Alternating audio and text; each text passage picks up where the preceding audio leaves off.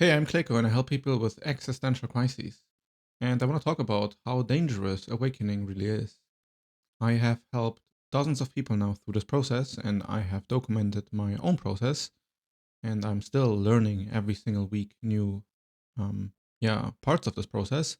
But there's a mountain of negative effects that happen psychologically when you awaken to the nature of your own ego. It's ego awareness and awareness over how reality functions that causes psychological damage. It's not easy to recognize how much of your own mind is actually an illusion. And awakening is wakening up to the extent to which your mind is an illusion and to the extent in which you saw reality in the wrong way. This might start as like this basic illusion that you believe your own life to matter more than it actually does. Not your life as a whole, but specific goals you might have set for yourself, trying to prove that you're worthy towards some family members or friends by becoming rich and famous and being able to show off with all what you've got. Or it might be a personal narrative about becoming the best at something.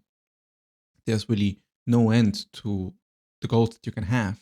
And one of the first things that happen during awakening is that you lose the anchor of your normal goals. It is very common for entrepreneurs or high level officials to gain a level of understanding about the nature of the self or their own ego. And they start to notice that everything that they've ever wanted is completely meaningless and fueled by absolute vanity. For example, a lot of very productive people, when they um, become multimillionaires, what made them be in this state is trauma. So the trauma has actually motivated them to pursue this highly productive, value generating career. And it's the feeling that if you don't make something out of yourself and are not powerful or rich, then you're basically not worthy to be loved. And when you then have an awakening experience and you notice that you have been conditioned this way, that your entire desire for becoming a successful individual was fueled by your own trauma, and now you're just running trauma.exe, then you start to dwindle down and maybe don't find your work as attractive anymore. From personal experience, I can say that even though I have learned to work without classical egoic motivations, once these motivations are truly gone, this egoic drive never comes back. It is not possible to build an entire life framework from the idea that you're not good enough or insufficient and that you must find whatever way makes you successful in order to be good enough in this world, and then also awaken. The awakening breaks the second half. So awakening is a realization of the depth of your own ego and how it operates, but it runs on many, many layers, as the ego is such a complex structure within the human mind that there are multiple stages of awareness that you can have for your own ego or your sense of self. But it is not possible to have a very clear vision of the ego and then be motivated purely out of egoic delusion.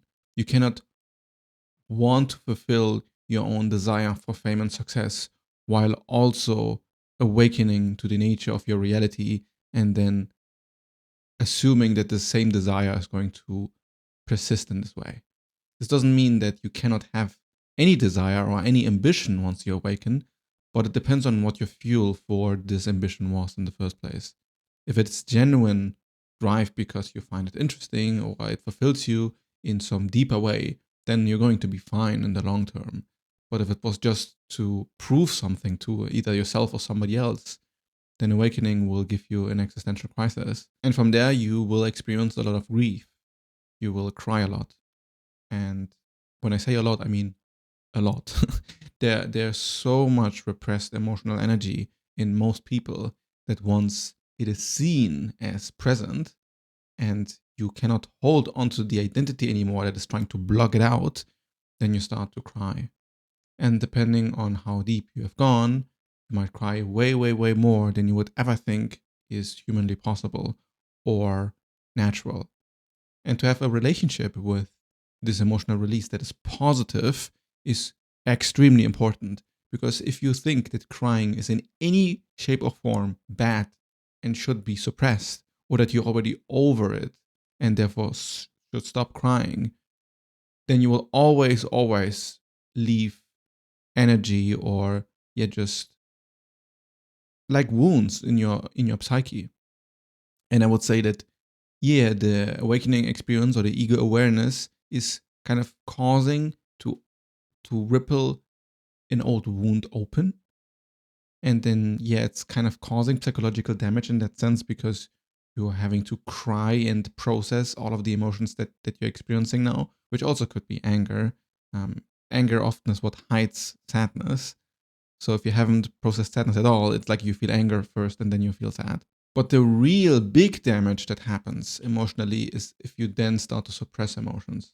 If you think you're already awakened enough and understand yourself enough, or you've processed all of these feelings, because then in the future, whenever you start to feel more, you kind of want to reject this part of your identity that you thought wasn't alive anymore.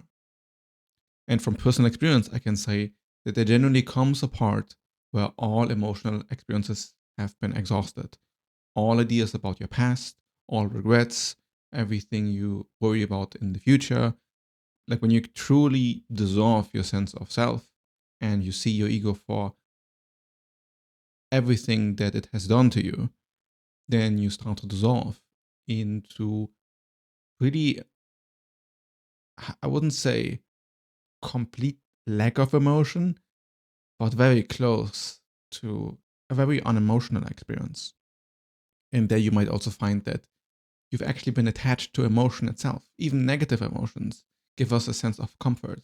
It is not uncommon that some of my clients, when they start out, they notice that things get better for them, but then think something in order to make themselves feel worse. Because feeling great about the future opens you up to be disappointed again. So then often people have a sort of protective mechanism that doesn't even allow them to feel the positive experiences of their own life. It's like you're attached to things not going well. And if they start to go well, then what does it mean for your identity? Does it mean that you could have been well way before?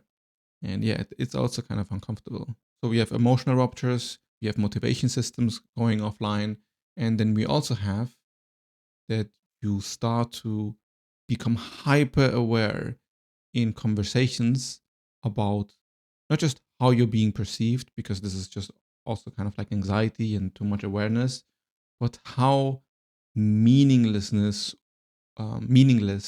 and how uninfluential any interaction between another person can be.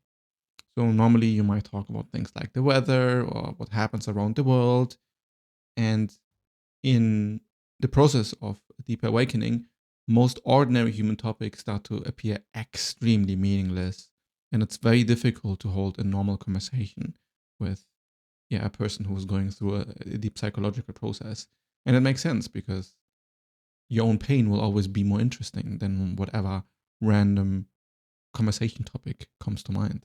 And from there, you might struggle with performing in relationships and noticing that you're performing. Like you're aware enough that you're kind of pretending to be something that you're not. And you're aware that you've been kind of programmed to be either very complacent and always say yes to people, or be emotionally very squeamish and actually don't like confrontation at all.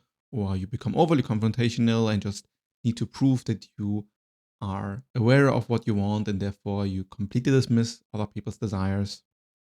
So depending on your personality, this can reveal itself in different ways. But almost always you'll find some sort of discomfort in social interactions, because it reveals more of your ego. And from there, it's not unlikely that you lose a lot of friendships because you are not doing anymore what they wanted you to do. And you realize that the entire friendship was based upon you giving everything to the person and not receiving enough at the other side of this interaction. And you will see that other people have more issues in controlling you and making you do what they want, because they've used shame and guilt and psychological manipulation in order to get things out of you that now becomes painfully obvious, which also kind of gives a sense of trust breach because you thought that they were their friend or family member and you could, that they were your friend or family member, that you could trust them. And now you notice that all relationships kind of were based on some sort of transactional basis. And then what happens usually, because you feel more isolated and more alone in your own awareness, you start to become acutely aware of the fact that you're always existentially alone. And there's a deep aloneness that can be realized here that usually kind of can find its point to completion. So if you're constantly feeling alone existentially, then there's a certain level at which you will feel even more alone, which feels very painful. But then you kind of break through to, let's say, full non-dual realization or full no-self realization. And usually it loops back around, like you have this realization multiple times. It's not usually like one thing and then it stays like this forever. But through an awakening experience, you have like a new, let's say, threshold where you realize how empty your own sense of self actually is. Like you're in your experience, notice your visual field, notice all sensations, and you see, yeah, I'm not really definable. And from there, you start to feel extremely alone and never really can connect with another person how you used to.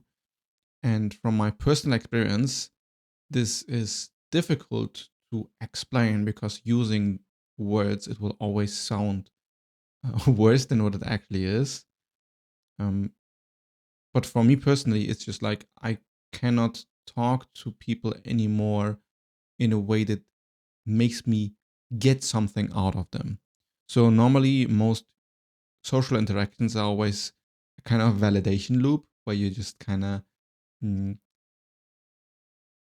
make the other person feel listened, of course, but then also make them feel validated. Like most people just want to validate the image that they have of themselves. And if you just listen to them and you reflect back what they've told you, they will generally tend to like you.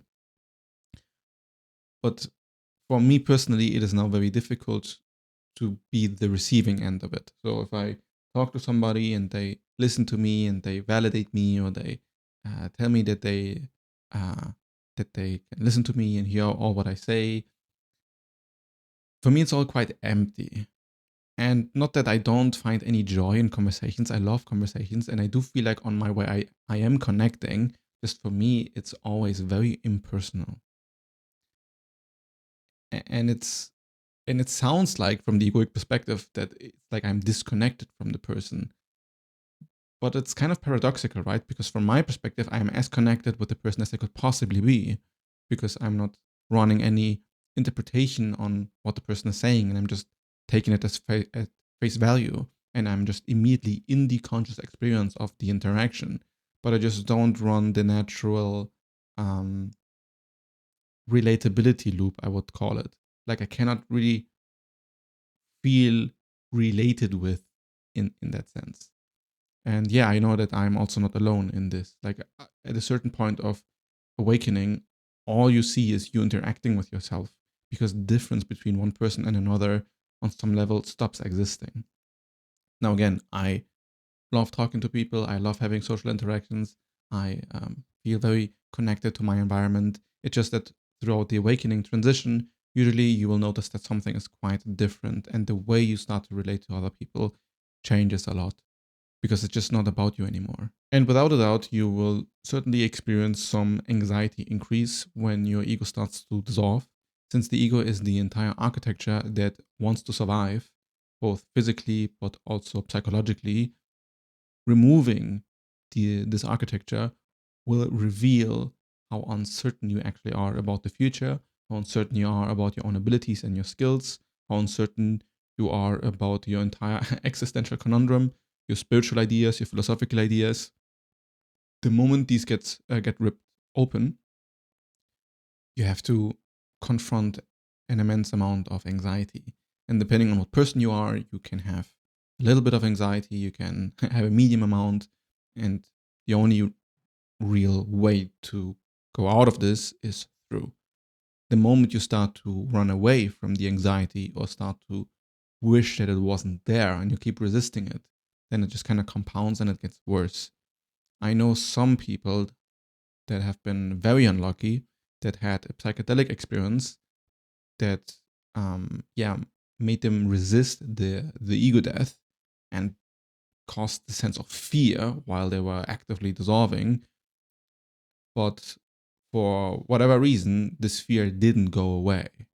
And now they are living their waking lives constantly with this fear that they're suddenly going to fall into an ego death again. So they're constantly tense and constricted and feel immense amount of fear in their daily life. And it just randomly comes and you feel like you're getting sucked into awareness. There's no official diagnosis for this. There is only literature in old Hinduist texts, and there are some like psychological labels we can use, like derealization or depersonalization. But I would say that although they are certainly related, it's the anxiety component that really points to the spiritual transformation that is happening there. And spiritual in this context, it's not nothing magical. It's really just the transformation of the self or the transformation of the egoic identity. Now, another extremely important warning is to not build a spiritual identity out of whatever is happening to you. And this is almost impossible. Almost everybody, without a doubt, will at some point have a spiritual ego once they go through this awakening process. Because what the psychology of the mind does through this ego awareness and awakening process can be so extraordinary in your own consciousness that almost always you will move through a phase where you see some sort of insight or some truth about the nature of things, and then you will say, oh, that's it.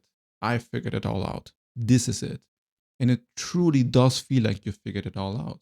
It feels like you went to some final point of dissolution or realization, and now you understood what it means to be awakened or enlightened or whatever. Almost, without a doubt, this is always a trap.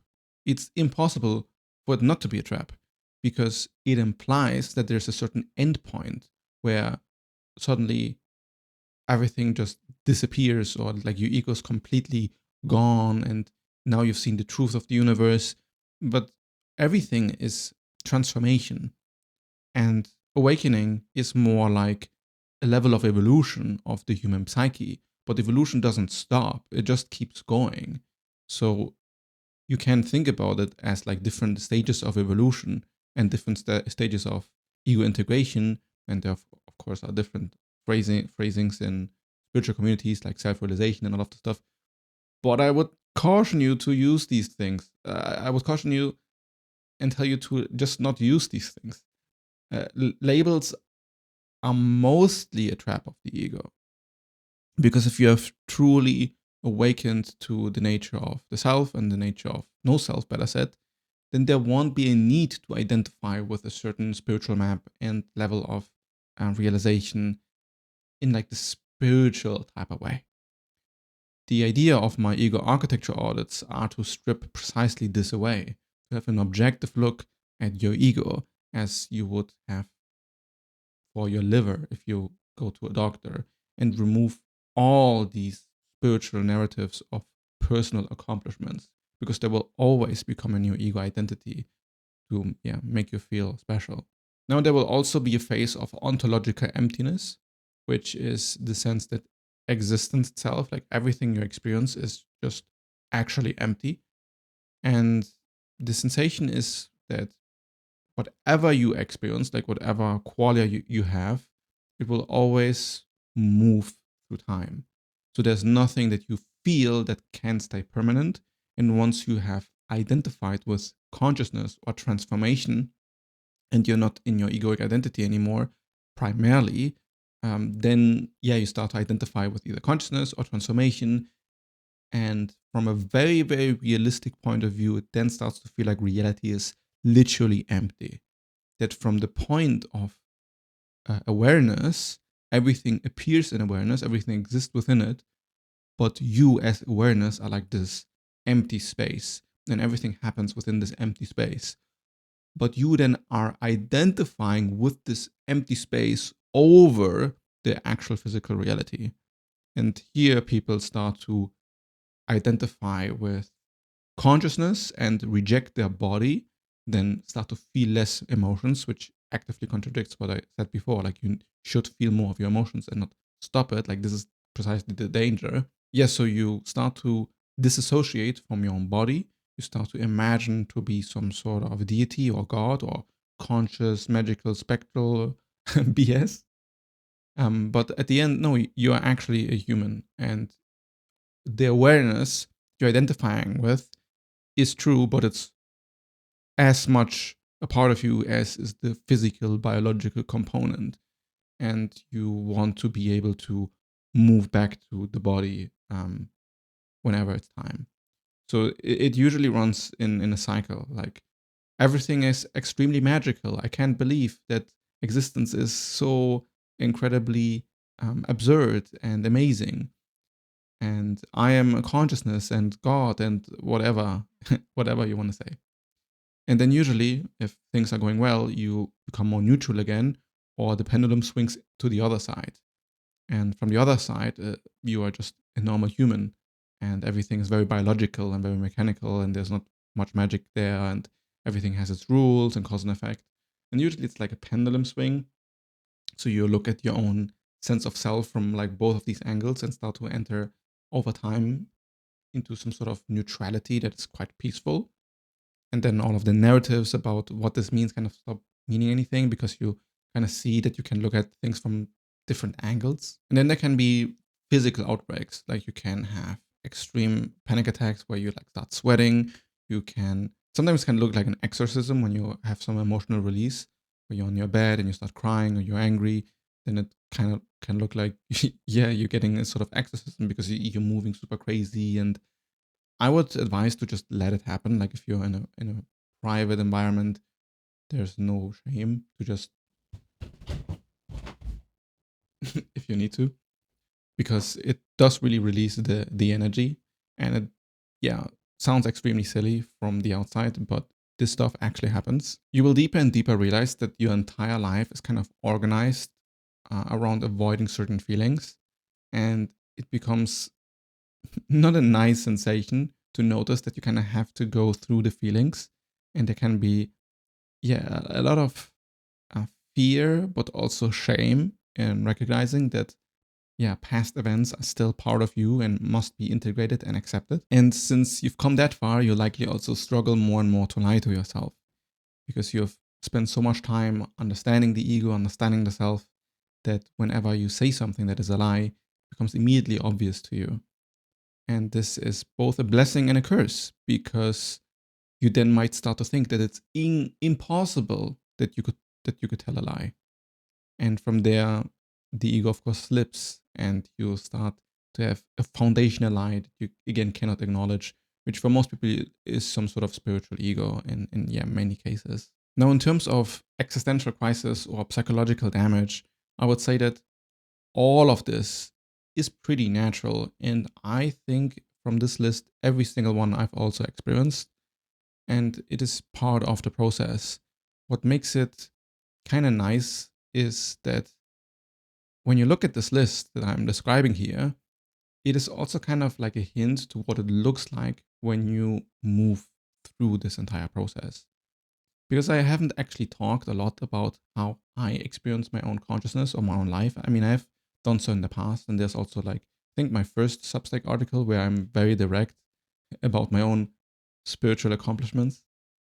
And yeah, it's this entire framing of spiritual accomplishments that is precisely the problem, because it makes people attach to a guru identity. It makes people suss out, okay, what does he actually know? What has he actually integrated? What is his actual experience of reality? And if I am very straightforward with what I have integrated and what my experience of existence right now is, then I would automatically be starting to build a guru-like persona, because from like a very sober and honest look at my own life, what I'm experiencing should not be possible, or I thought it wouldn't be possible.